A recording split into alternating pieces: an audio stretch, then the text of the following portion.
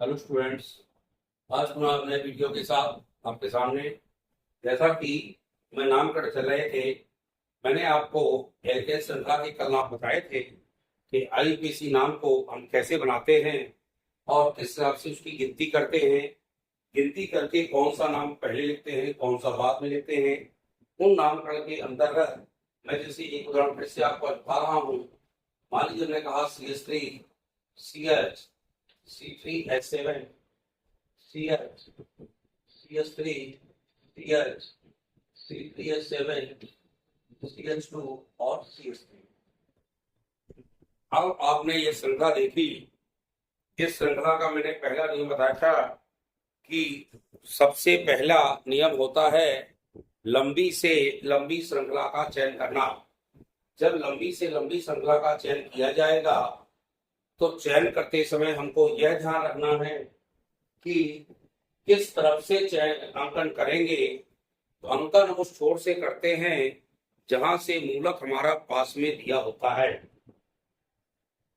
मूलक हो सकता है 1, 2 या 3 स्थान से पास में आए, तो वे अंकन उस छोर से करते हैं जहां से न्यूनतम धूप का नियम फॉलो हो। इन चीजों को ध्यान रखना है। यदि एक से अधिक मूलक लगे हुए तो हम मूलकों को क्रम से वरीयता क्रम यानी अल्फाबेट क्रम में लिखेंगे और अल्फाबेट क्रम में वो लिखे जाते हैं और उनके सामने अंक लिखते हैं। अंक के बाद डैश लगाते हैं। डैश लगाने के बाद मूलक का नाम लिखकर उस एल्केन श्रृंखला का नाम लिखते हैं जहां तक हमारी गिनती गई हुई है। इस हिसाब से हम इनके नामकरण करते हैं। जैसे इसकी गिनती करना चाहें 1 2 3 4 5 6 आ रही, 3 4 5 6 7 8 आ रही, 3 4 5 6 7 8 9 आ रही। आपने देखा अधिकतम 9 आ रही है। हमने यह आपको बताया था यदि हमारी कार्बन की जितनी संख्या होगी अंकन उतने ही माने जाते हैं। यदि हमारी कार्बन की संख्या 3 लिखी है तो 3 जोड़ेंगे, 2 लिखी है तो 2 जोड़ेंगे, 1 है तो 1 जोड़ेंगे, 4 है तो 4 जोड़ेंगे। इस क्रम से हम उनको लिखते हैं और लिख करके हम अंकन करते हैं। अब इसमें देखा 3 और 4 में मूलक आ रहा है, इसमें 3 है 4 में मूलक आ रहा है, दोनों में 4 में आता है तो अंकन चाहे जिस छोर से कर दें, यहां से करें 1 2 3 4 5 6, यहीं पे 7 8 और 9 क्यों लिखा? क्योंकि कार्बन की संख्या हमारी यहाँ पर 3 है। अब इसको उठा के हमें डिब्बे में बंद कर देना है। ये हमारा डिब्बे में बंद हो गया। अब जब डिब्बे में बंद हो गया तो मूलक हमारे अलग से निकल आए। अब आप थोड़ा देख लीजिए मूलक कौन कौन निकले हैं। तो मूलक के रूप में एक तो ये CH3 लगा है जिसको अंकन नहीं किया, एक ये CH3 है इसको भी अंकन नहीं किया, एक CH2 CH3 है यानी जुड़ा हुआ माना जाएगा, और ये CK2H5 हैं C2H5 कहलाएगा यानी ये हुआ एथेन। अब हमने बताया था यदि एक या एक से अधिक मूलक लगे हों, जब एक से अधिक मूलक लगे होते हैं तो निश्चित रूप से उसे अल्फाबेट में लिखते हैं। तो एथिल जो हमारा है ई से प्रारंभ होता है, मैथिल हमारा एम से प्रारंभ होता है। तो एथिल मैथिल में बात करें तो सबसे पहले ई वाला है यानी एथिल पहले आएगा। जब एथिल पहले आएगा किस नंबर पे लगा है? 6 नंबर पे लगा है। तो 6 में लगा है, 6 में ये लगा है, 5 में ये लगा है, 6 5 11 और 4 में लगा 15। यहां से 3 1 4 5 6, उसी तरह से ये भी काउंटिंग होगी यानी न्यूनतम योग का नियम भी हमारा सही है। अब ये एथिल लगा है 6 नंबर पे, तो सबसे पहले हम 6 लिखेंगे और 6 के बाद मूलक को लिखने के पहले हम यहाँ पर जोड़ेंगे क्या? डैश। डैश लगाने के बाद मूलक का नाम लिखेंगे। इंग्लिश से लिखें तो बहुत अच्छी बात है, नहीं तो हिंदी से तो आपको लिखना ही। इंग्लिश से लिखने में ये होता है हमें अल्फाबेटिकल फिगर होते हैं, इससे लिखेंगे 6 एथिल। अब आपने एथिल को देख लिया, इस तरह हमने लिख दिया। अब थोड़ा सा हम ध्यान देंगे कि हमारा मैथिल लगा है 4 में भी और 4 में लगा है, 5 में लगा है। तो 4 5 दोनों लिखेंगे तो कामा लगेगा दोनों में, डैश लगेगा, चूंकि दो मेथल हैं, दो के लिए मैंने कल बताया था डाई लगाते हैं और डाई के बाद मेथल लिखते हैं। इंग्लिश से लिखें तो ऐसे लिखेंगे, और यहाँ कामा, यहाँ पाइप और डाई मेथल। ये हो डाई का अपना देखेंगे। हम मूलकों का अल्फाबेट का देखते हैं, ये ना सोचना कि डी पहले आएगा, ई बाद में आएगा, ई नहीं देखते। हम देखते हैं मात्र मूलक के नाम वाले। तो एम है, एम बाद में आता है। अब नो तक गया है, और नो में आपको पता है नोनेन बनता है, तो यहाँ नोने लिख दो। इंग्लिश से लिखा है तो इस तरह से नोने लिख दो। यानी इस क्रम से हम नामकरण करेंगे। नामकरण में हमको यह ध्यान रखना है, अधिकतम अंक वाले गिनती को नामकरण के रूप में लेना है। यानी सबसे ज्यादा अंकन किस छोर से आ रहा है, उसी छोर को हमें लेना है। तो ये ध्यान रखा, हमें अंकन उसी सिरे से करते हैं जिस तरफ से मूलक हमारा सबसे नजदीक लगा हो, और फिर मूलकों के ऊपर संख्यांक को हम गिनती भी करते हैं मूलकों की। तो यदि वह न्यूनतम योग के नियम में फॉलो हो रहा है तो वह न्यूनतम योग के नियम में आएगा। इस तरह से ये आपका नामकरण किया जाएगा। CS3 हमने कहा C2H5, यहाँ CS3, यहाँ CS3, यहाँ CH, यहाँ C2H5, यहाँ CH, CS3, CH, CS3, CH2 और CS3। अब थोड़ा सा ध्यान दें, हम अंकन कहां से करेंगे, जिस छोर से सबसे ज्यादा अंक तक गिनती पहुंचेगी, यानी लंबी श्रृंखला का चयन करेंगे। तो लंबी श्रृंखला पहले हम देख लें कहां तक पहुंच रही है। 1 2 3 4 5 6 7 8 तक जा रही है। यहां से 2 3 4 5 6 7 8 9 तक जा रही है। 2 3 4 5 6 7 तक जा रही है। 2 3 4 5 6 7 तक जा रही है। यानी हमारा सबसे ज्यादा लंबी श्रृंखला यहाँ से 2 मान करके 3 तक लंबी जाती है। अंकन यहीं से करेंगे 1 2 3 4 5 6 7 8 और ये 9। जब हमारी ये श्रृंखला बन गई, श्रृंखला को फौरन आप पट्टी की सहायता से डिब्बे में बंद करो, ताकि हमारे मूलक अलग से दिखने लगे। अब मूलक आप देख रहे होंगे, मूलक सबको दिख गए। कौन कौन दिखे, एक तो लगा है C2H5 5 नंबर पे, एक लगा है 7 नंबर पे CS3, एक 6 नंबर में CS3, एक 4 नंबर में CS3 और एक 3 नंबर में CS3। बहुत सारे CS3 लगे।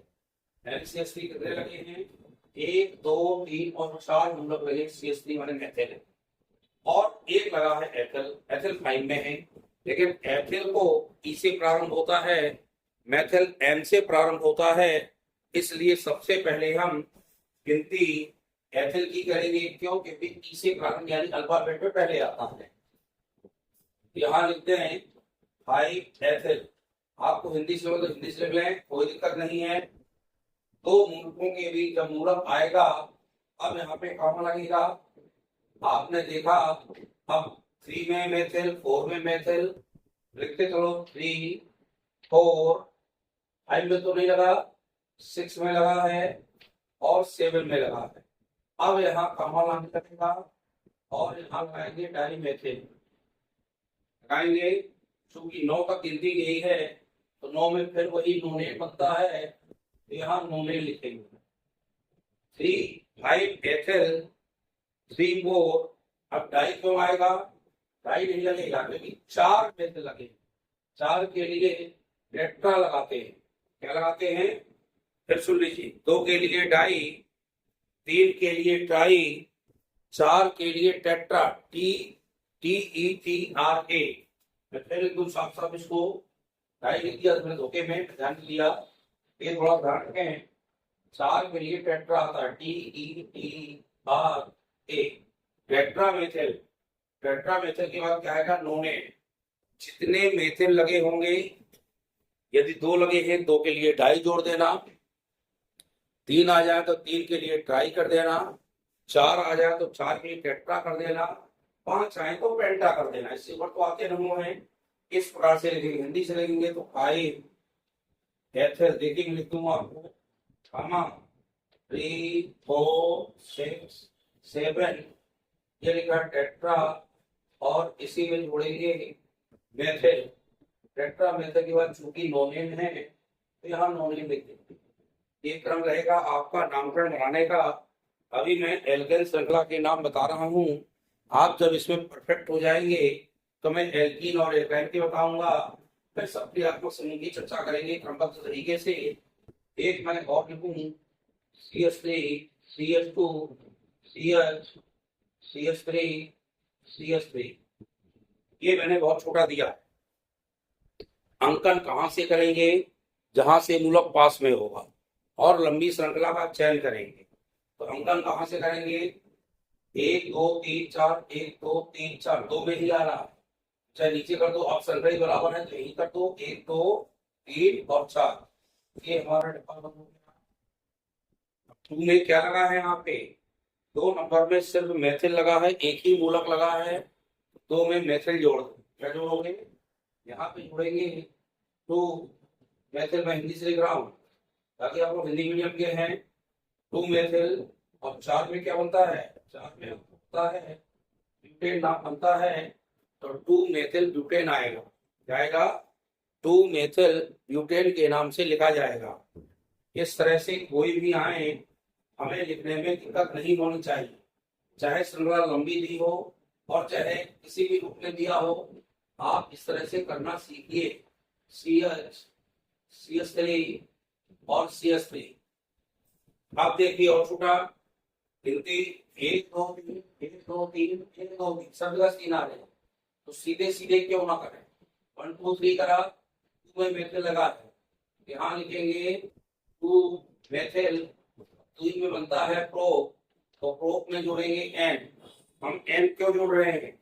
N हम इसलिए जोड़ रहे हैं क्योंकि सभी सिंगल बॉन्ड लगाया है और सिंगल बॉन्ड के रूप में N भी आता है। कहीं पर डबल बॉन्ड आता तो हम जरूर N लिखते, लेकिन चूंकि सब में सिंगल बॉन्ड है तो हम N ही लिखेंगे। इस तरह से इनको आप नोट करें और बनाने का प्रयास करें। एक और लिख रहा हूँ इस तरह, क्योंकि आप लोग लिख लें सब। CH3 CH C2H5 CH C2H5 और CH3। अब देखें थोड़ी सी लंबी श्रृंखला का चयन। लंबी श्रृंखला का चयन वहां से करेंगे जहां से हमारा मूलक पास में आए। 1 2 3 4 ही आ रही है, 2 3 4 5 आ रहा है, 2 3 4 5 6 आ, 2 3 4 5 6 यही से करते हैं। 1 2 मानेंगे, 3 इसको 4 इसको 5 और इसको 6। देखिए हमारी श्रृंखला बन गई और इस श्रृंखला बनने पर हमारा ये डब्बा बन गया। मूलक हमारे अलग निकल आए। कौन कौन नंबर पे हैं? एक तो हमारे 4 में, एक 3 में। कौन है? मेथिल, तो 3 4 लिखेंगे और डाई के साथ यहाँ मेथिल लगेगी। क्या बना? 3 4 डाई मेथिल। चूंकि गिनती 6 तक गई है, 6 में हेक्स आता है, तो हेक्स में एन जोड़ेंगे तो हमारा बन जाएगा हेक्सेन। ये ध्यान रखना, एल्केन श्रृंखला में बताया कि 1 में मेथेन, 2 में एथेन, 3 में प्रोपेन, 4 में ब्यूटेन, 5 में पेंटेन, 6 में हेक्सेन, 7 में हेप्टेन, 8 में ऑक्टेन, 9 में नोनिन और 10 में डेकेन। इस क्रम से इनको लिखे जाते हैं और क्रम से इनको पढ़ा जाता है। आप थोड़ा ध्यान दीजिएगा कि इनको आपको बार बार लिखना है। जितने आप नामकरण बनाएंगे उतने ही आपसे बनेंगे। सिंगल बॉन्ड वाले एन के नाम में आते हैं, कल से मैं आपको कुछ डबल बॉन्ड वाले दिखाऊंगा जो इन के नाम से आएंगे, और उनके जिस नंबर पे इन लगा होता है उसकी काउंटिंग हम वहीं से प्रारंभ करते हैं जहां से, चूंकि क्रियात्मक समूह है और मूलक जहां से पास में होगा हम गिनती वहीं से करना प्रारंभ करते हैं। इस क्रम से आप इनको देखिए और इनको बनाने का प्रयास करिए। वीडियो को लाइक करिए और शेयर करिए। वीडियो को लाइक शेयर जरूर करें। लाइक शेयर के साथ हमारे चैनल को सब्सक्राइब करें ताकि इस तरह के आपको नए नए वीडियो पर डे मिले और आप इन चीजों को बहुत ही बखूबी सीख सकें।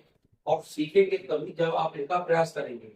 इनमें कोई चीज आपको कन्फर्म ना हो या दिक्कत हो तो वो हमसे आप कमेंट करके पूछ लें, तो उसको दोबारा दोबारा बताने में निश्चित आप लोगों को ज़्यादा समझ में आएगा। आप लोग कमेंट करके पूछ सकते हैं। वीडियो को लाइक शेयर जरूर करें और सब्सक्राइब चैनल को करते जाएं। इस तरह से आप इनको पढ़िए। बहुत बहुत धन्यवाद।